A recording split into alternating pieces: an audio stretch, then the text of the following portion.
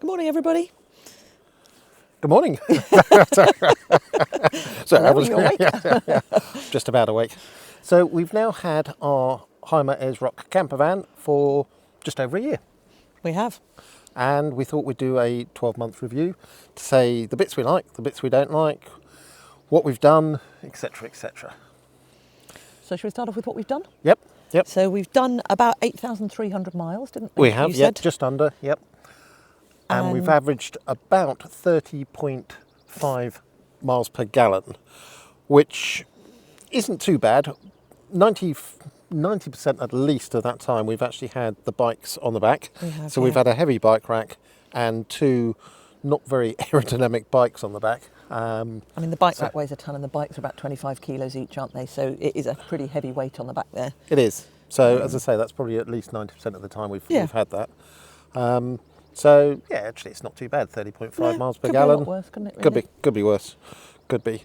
And we've stayed away, we were working out the other day, we've stayed away about 80 days. Yeah, about 80 nights we stayed in the campervan, which in a year isn't too bad, is it, really? No. We've been all over the place, haven't we? We've been to London, Wales, France, Yorkshire. No, we haven't been to Yorkshire, actually, have we? No. Not yet. No, we're going to Yorkshire this year, aren't we? We are going to Yorkshire later on. But we've been to Glastonbury, we've been all kinds of places. Cornwall, obviously. Cornwall, lots of places in Cornwall as well. It's been really, really good, and we're, very pleased, aren't we? We did. Those people who've been watching since we started will know that we actually had to wait a long time to get our campervan. We ordered it, and it took, was it 2.5 years? Yeah, just under 2.5 years it took. 2.5 years to arrive, and it's one of those things you actually think, is it going to live up to the hype that we've given it after those 2.5 years? But no, we've been thoroughly impressed with it. Yeah. It's a perfect size for the two of us, isn't it, really? We think so, although we did have a habitation check last week, which we will explain more about later on. And whilst there, we went to Highbridge in Somerset and we're looking around other campervans and motorhomes and thinking, oh, that's quite nice. Just a little bit bigger, we could have that. Just a little bit bigger, we could have a bit more room. So we thought we might have another look in about a year's time to see whether we want to change, go to a different one. Yeah, we'll see. Just keep our eyes open, won't we? We'll see. Roger has a theory that your first campervan is never the right one and that your third one is always the best one. Apparently the first one is always too small, the second one is too big and the third one is just right. So you'll have to watch this space and see if he's correct or not, won't you? That's what they say about boats anyway, so I'm going for the same theory in campervans as well. Yep. So as I just mentioned, we had a habitation check. We took Henry in 3 weeks ago, which is the reason why we actually haven't had a video for the last couple of weeks. Yeah, sorry about that. So we haven't had a van. So we took Henry in and it was meant to be ready. We took him on Easter Monday and they were going to take a week, and they said, if it's not going to be ready in a week, we will phone you up. Luckily, I phoned them up on the Saturday beforehand just to say, is it ready? Because for us, it's over a 5-hour round trip to take you there. And they said, oh no, it's not going to be ready on Monday. They then phoned on the Tuesday to say it was ready, but with circumstances and other bits and pieces, we couldn't actually pick it up until a couple of days ago. So they've had it for 3 weeks, which is fair enough. It was only a day after they said it was going to be ready that it actually was ready. But we just couldn't get there, could we? With work and various other bits and pieces. So no, indeed. So the habitation check, yep, £270 for the habitation check. We also had it was a Hymer under seal or something like that. Yes. It was called, wasn't it? And we don't really know what was involved, but they had to check whether the water was coming in, I think, didn't they? Yeah, exactly. And it wasn't, which is good. You'd hope not on a new van, really, but Exactly. One word of warning, if you are booking in for a habitation check, which we didn't know about, I phoned up in January knowing that we are going away in the end of this month for 3 months, and more on that in our next video. To say we'd like to book in for a habitation check in April, thinking that's going to be more than enough notice. They then turned around and said, so basically there are two Highbridges. There's one actually in Somerset, which is where we bought it from, and there's another rather closer one to us in Devon. And the Devon one said, oh no, can't fit you until May. Which will be after we've gone, so... Yep. Yeah. We then phoned the one in Somerset and they said, oh, we can probably squeeze you in at the Easter weekend. So that was a 4 months notice that we had to give them to have a habitation check. So just a word of warning for anyone else with a campervan. book it well in advance. And when we got there on Easter Monday, it was actually very quiet, wasn't it, when we dropped him off? But when we went to pick him up, it was absolutely rammed. There was noticeably loads more campervans, loads more caravans, and loads more people around as well. There were. So I'm thinking that everybody's probably there trying to get their campervan and their caravan habitation checked and ready for the season, really. Yeah, indeed. So yeah, it was just noticeable how much busier it was, I think, wasn't it? And they were not. I mean, we got everything done that we wanted, and we had every question answered, but we insisted, didn't we? We did. Because we'd given them 5 or 6 questions that we wanted answered, and he was very much like, well, I don't know about that, I don't know about that. Well, you know, we want the answers to this, and they did do it in the end, didn't they? They did. But it was a bit of a... Yeah. So one of the things that was... the only problem we've had so far is that the 12-volt socket by the table didn't work. Yeah. So they fixed that. Yeah. That was fine. One of the other questions we had was about the radio, and it's meant to have Android Auto. I couldn't get it to work at all. So they came back and said, well, you need to look at the manual. So I said, yeah, I've looked at the manual. The manual said plug it in. I can't find anywhere to plug it in. And it transpires that I was actually plugging it into the wrong place. There was a place, wasn't there, and inside the little cubby hole bit on the top there. Yes. Yeah. But that's now sorted anyway. Yeah. So we'll give you a guided tour around the campervan, and as I say, what we like, what we don't like. And I think also, bear in mind that this is now a very packed campervan because it's got everything in it to go on our long trip. So it's fairly well cosy in there, I would say, at the moment. It is. And again, if you watch next week's video, hopefully we can show you just how much stuff you can actually get into a 5.4 metre campervan. Quite a lot, I think it's fair to say. When we saw the amount of stuff that we actually had, we were there thinking, that is never all going to go in. But Jill's a very good packer, I have to say. Thank you. And has managed to pack the campervan with everything in there. Don't open too many cupboards because it'll all fall out on top of you, but that's fine. Good morning, everybody. I'm Jill. And I'm Roger. And we are Which Way Now?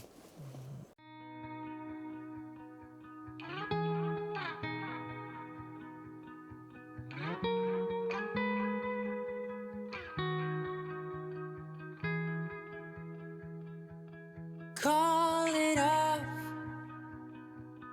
let it go. So we're going to just give you a quick rundown of the things that we like and the things that we don't like about our van.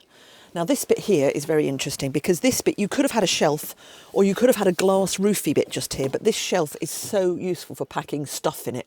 As you can see, it's absolutely rammed to the gunnels with our stuff for going to Scandinavia at the moment. But it is so useful. I mean, in the summer we've had flip-flops up there, we've had beach umbrellas, we've had all kinds of things up there. And it is fantastic. The glass roof would have been lovely, but the storage that the shelf provides is absolutely fantastic. The other options that we had were leather seats, which I really like, and I think they just make the whole cab appear much smarter. And it's one of those things that you think, actually, we're going to be eating in here a lot. Not that we're mucky people at all. You are. But effectively, if you drop something on the leather, it's a lot easier to clean than if it was cloth. Yeah. So we just thought, actually, it'll be ideal for that. Yeah. We also had aircon in the cab, which we think was really important. We haven't got aircon in the main bit of the van. But actually in the summer, we basically had the doors and the windows open with the fly screens on, and it was fine, wasn't it? Yeah, we've been to the south of France in June, was it? July? September. Yeah. And yeah, we didn't get too hot at all, as you say. There's lots of ventilation. Yeah, 3 vents in the roof, which makes a big difference. And there's fly screens on absolutely everything. So yeah, the number of windows and vents you can have open is very good. So yes, that was fine. We don't need air conditioning, I don't think. No, I don't think so either. Not at the moment, certainly. We like the storage in here as well. There's lots of these kind of cupboards, which are really useful for storing in various bits and pieces. And they're slightly surprisingly capacious, I think it's fair to say as well. Loads of stuff in there as well. And these ones here are very useful. So this is where a lot of our food is as well. And they're just surprising how much stuff you can actually get into them, I think it's fair to say.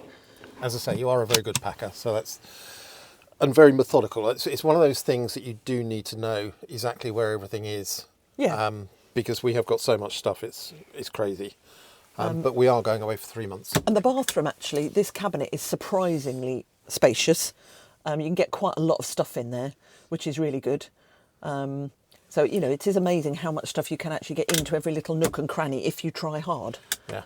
I like the fact you call it a bathroom. Well, you know what I mean, the loo or whatever you want to call it. That's but exceptionally posh, that is. Well, I know. And actually, I mean, basically, our cooking stuff is in here, in these 3 drawers. There's the cutlery in there. And then we've got the plates and the bowls and the knives and things and the ridge monkey in there, and dish tea towels and that kind of thing. And then in here, we've got the saucepans and various other tall jars of things that don't, or quite heavy jars of things that don't fit up the That's top quite there. empty, actually, that one. That is, yeah. We're going to put other bits and pieces in there when we've been shopping, Yep. when you've been shopping. Because we're trying not to put too much weight high up. So I don't like to put too much weight in these cupboards because we don't want to overbalance the van. And there's also stuff stored under the floor there as well. We've also got a very good storage under here, which again is actually surprisingly large and goes back quite a long way under there. So all our tins and everything else are in there. So that's very useful. And then we've got quite a few boxes under there as well for storing extra things in. But our clothes are mostly in these ones here. 1, 2, 3 have got the clothes in. And this one's got in, we'll have things like the computers, the cameras and that kind of thing. It's quite a nice secure one in there. And this has got kind of snacks and bits and pieces in. Yeah, and you know, we are really, really pleased with him. I think he's been so good. We basically wanted something that we could have a fixed bed. And that's what this has got. We could fold the bed down. We haven't since we've had it. No. We don't No. need to. And it's really useful just having that space there that we can just climb into bed whenever we feel like it. Yeah, and actually it is nice to have a fixed bed, isn't it? Because it means you're not then faffing around at night. No, exactly. We know a lot of people who've got other camper vans where you have to bring the bed down and build it, and you just think that's such a... No. No, that wasn't for us, let's put it that way. Yeah, and I think... I can't remember what other options we had. We've had... we had an upgraded engine on the van, didn't we? Which did. was really important, and I think that was very, very useful. It is. That's 140 HP. We originally had 120, or that's what comes as standard. We also had automatic, so automatic has been very good. It's a very, very smooth automatic. It's a 9-speed automatic. I'm very pleased with that. The only thing is going downhill, it does very, very highly, but if you put it into manual and then just go across to change gear, it stays in that gear anyway when you put it back into automatic, so that's good. One of the things I'm not particularly pleased about is the sat-nav and the radio. We had that upgraded, which is a bigger screen, reversing camera and other bits and pieces. And to be honest, I'm not impressed with the way the radio works or anything like that, just because it just seems such a faff to do anything. It's not the most intuitive, shall we say. So yeah, I'm not that impressed with that side of things. One of the other things that is very good is the amount of USB and electrical points. And as Jill said earlier, we've actually got a USB-C and a USB-A in there. We've got a 12 volt point there. We've got USB-C and A there. If we go to the back, We've got a 12 volt here as well, and a 3-point plug here. And then over here, we've also got a 12 volt and a 3-pin plug just by the sink here. And then at the back, we've got a USB-A and a USB-C and a 3-pin plug as well. So that's really good. Oh, and there's another 3-pin plug just by the fridge, isn't there? yeah. Which is quite amazing. There's also lots of storage in the doors as well, which is really good. So it does mean that we've got quite a few bits and pieces that we can get to hand easily, like the fluorescent jackets and the headlamp converters, which we'll put on when we get to the tunnel, that kind of thing, which are just easy to hand and which we don't need to worry about. So yeah, I mean, I think he's absolutely fantastic. Yep. We'll certainly update you when we've been away for 3 months, whether we're still talking to each other or not will be a massive test. Other things that we actually had option was, one of the things was the The awning. the awning. Yeah, that was really useful in the south Again, of France, we've known wasn't it? people who say never use the awning. We've used that on an awful lot. We have. In the south of France, it was just great being able to sit under there. Well, it was out away for from 10 the days sun. permanently, wasn't it? It was. Because it just provided shade, which was great. It was. Other things that we've had done, if Jill comes out, Oh, I'm going to come out. Okay, Yep. fine. Sorry. one of which is gas. An external gas place, yeah. Yeah, which again was very useful in the south of France, because basically we have a little cooker with us, which we plug into there, and that was ideal. We can cook outside, then it's nice. You don't want to be inside in the van when it's hot. You don't want that, which is fair enough. Coming around to the back, you can see in there our boxes. So those boxes we already had at home anyway, and were very useful for a trip we made in our Land Rover.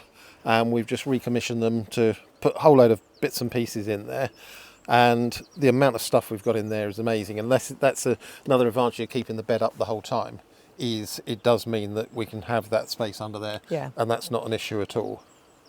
We've also got the folding chairs and table, haven't we, as We well? have got the folding Which the chairs are out at the moment, but the table sits nicely in that thing there, Yep. which is good. We've got, as Jill said, 2 gas bottles in there, which for 3 months should be okay. One of the things, the chairs do fit behind here. Now, in the latest Hymer Ayers rock, I know that the chairs actually go down by the side here, which is a better idea in the fact that the trouble is every time you want to get to your gas bottle, you need Gotta to move take the the chairs chairs, out. yeah, which is a bit of a pain, isn't it? Which isn't ideal. If you're staying somewhere for 10 nights or whatever, then it's not a problem at all.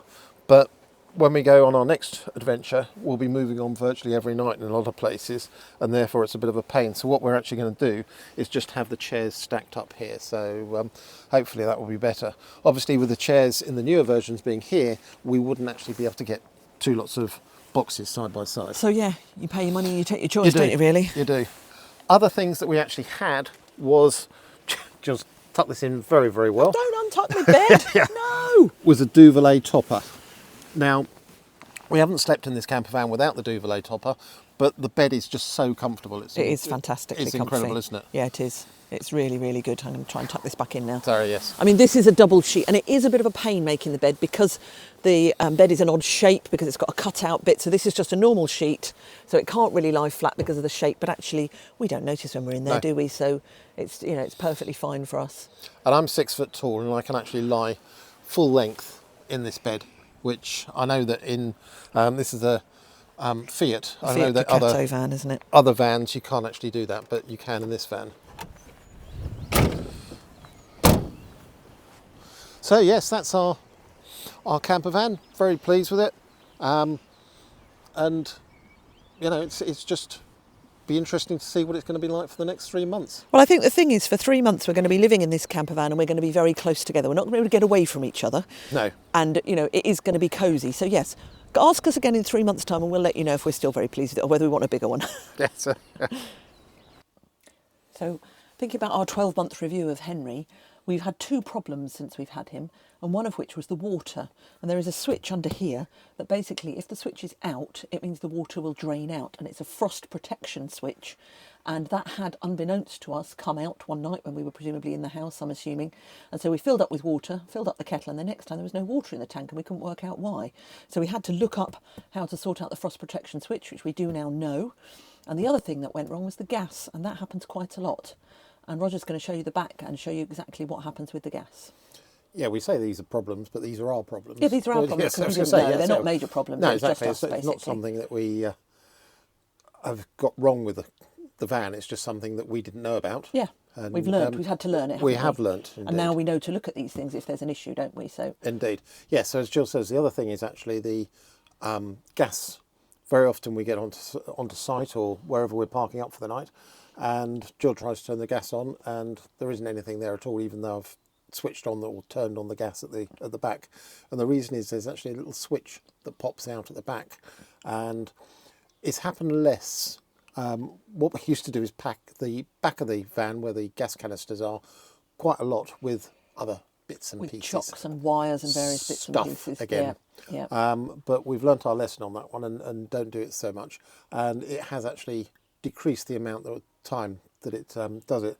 But there's a couple of little switches or a little switch at the back there that you need to press, which I will go and show you. Hopefully I'll remember which one it is. And basically these pop out in an emergency, so they're an auto cut-off switch.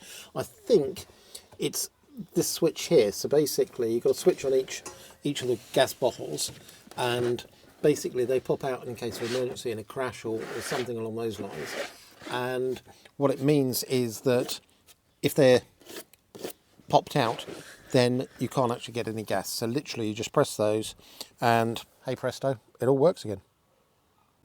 If you enjoyed this video, please like and subscribe and send us a comment.